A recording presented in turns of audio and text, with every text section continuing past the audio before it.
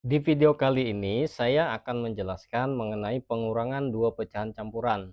Nah, sama seperti halnya penjumlahan dua pecahan campuran, pengurangan ini juga ada dua cara untuk menyelesaikannya.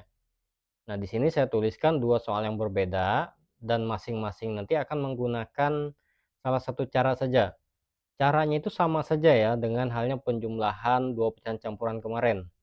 Yang pertama, kita nanti mengelompokkan bagian bilang bulat dengan bagian bilang bulat, kemudian pecahan yang pecahan. Untuk yang kedua, kita akan mengubah pecahan campurannya menjadi pecahan biasa terlebih dahulu. Di akhir video nanti akan saya jelaskan mengapa pada soal pertama saya menggunakan cara satu dan pada soal yang kedua menggunakan cara kedua. Jadi ada kondisinya itu. Yang nomor satu sama dengan, kita kelompokkan 5 dikurang 3. Ingat ya, tanda di dalam kurung ini selalu mengikuti tanda yang ada di sini. Dan tanda di luar kurung atau penghubung antara bagian bilang bulat dengan pecahan selalu tambah. Nah, ini 6/7 dikurang 5/6. Sama dengan 5 kurang 3, 2, tambah. Nah, untuk bagian pecahan, ingat pengurangan dua pecahan ini, itu ada dua cara untuk menyelesaikannya. Pertama, melalui penyamaan penyebut. Yang kedua, metode perkalian silang atau kupu-kupu ya.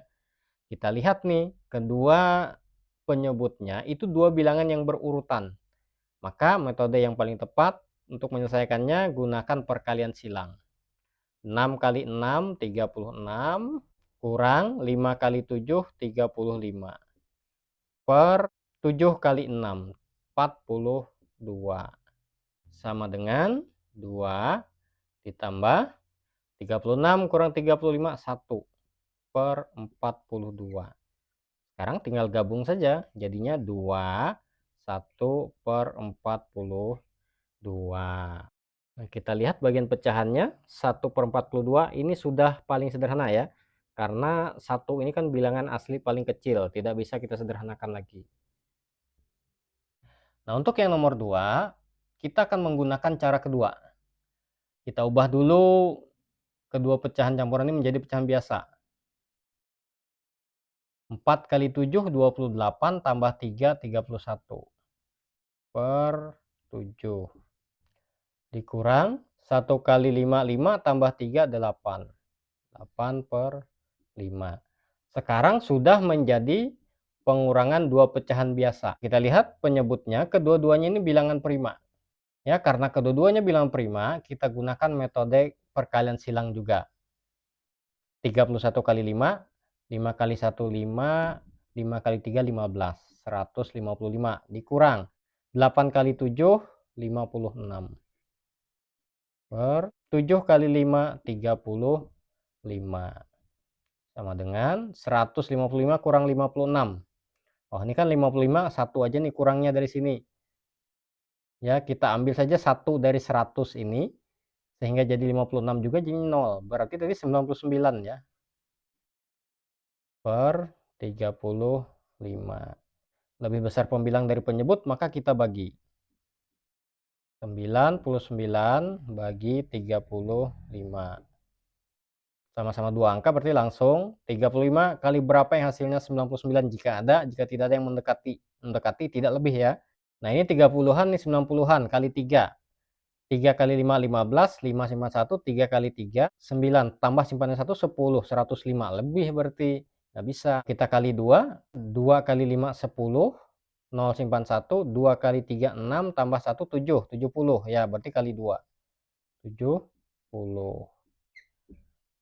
9 kurang 0, 9. 9 kurang 7, 2. Tidak ada angka yang harus kita turunkan, berarti ini sisa. Berarti 29/35. Kita lihat bagian pecahannya, 29/35. Bisa apa tidak disederhanakan? 29 ini bilangan prima. Ya. Jadi langkah baiknya hafal atau tahulah bilangan prima di antara 0 sampai 100 atau minimal sampai 50 lah. Nah, 29 ini kan prima. Prima itu hanya bisa disederhanakan dengan membagi bias sendiri. 29. Maka 35 ini juga harus dibagi dengan 29 jika ingin disederhanakan. 35 bagi 29 tidak habis. Berarti itu sudah paling sederhana. 29/35.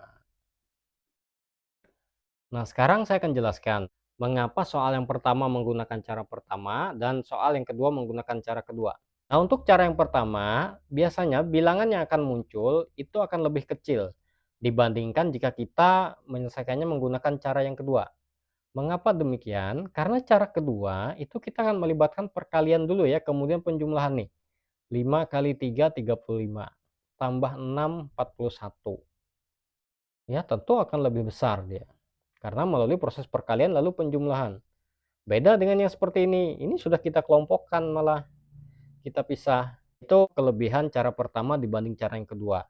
Namun, nah ini, kelemahan cara pertama, nanti ada saatnya pecahan yang dikurang atau yang di sini itu lebih kecil daripada pecahan pengurang.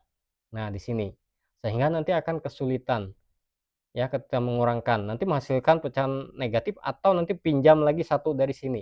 Berdasarkan pengalaman saya, jangankan anak-anak, kadang ada remaja pun ketika menggunakan cara itu, dia mengatakan ribet lah, terlalu panjang lah gitu. Jadi, lebih baik menggunakan cara yang kedua. Loh, berarti semestinya kita harus tahu dulu dong, bagian pecahan yang di depan ini lebih kecil daripada bagian pecahan yang di belakang. Iya, memang seperti itu. Tapi mudah saja biasanya. Nah, untuk mengetahui atau membandingkan, apakah bagian pecahan pada yang dikurang atau yang di depan ini lebih kecil daripada yang di belakang, maka kita bandingkan saja. Cara cepat dan umum untuk membandingkan dua pecahan itu biasanya kali silang. 3 kali 5, taruh hasil di sini, menyesuaikan tempat pembilangnya ya. 15, kemudian 3 kali 7, 21. 15 lebih kecil dari 21, maka 3/7 lebih kecil dari 3/5. Itu yang secara umum digunakan untuk membandingkan dua pecahan biasa. Atau sepintas saja kita juga tahu, ya, berdasarkan sifat pecahan, jika pembilangnya sama, nah, ya, semakin besar penyebutnya, maka nilainya justru semakin kecil. Anggap saja ini benda yang mau dibagi, ini adalah banyaknya orang yang akan dibagikan. 3 buah atau 3 benda dibagikan ke 7 orang, tentu hasilnya akan lebih kecil bagiannya dibandingkan 3 benda itu dibagikan ke 5 orang. Nah, seperti itu. Jadi, karena ini bagian pecahannya lebih kecil daripada bagian pecahan pengurang ini, maka sebaiknya gunakan cara kedua ini saja, ubah saja dulu menjadi pecahan biasa. Gitu ya.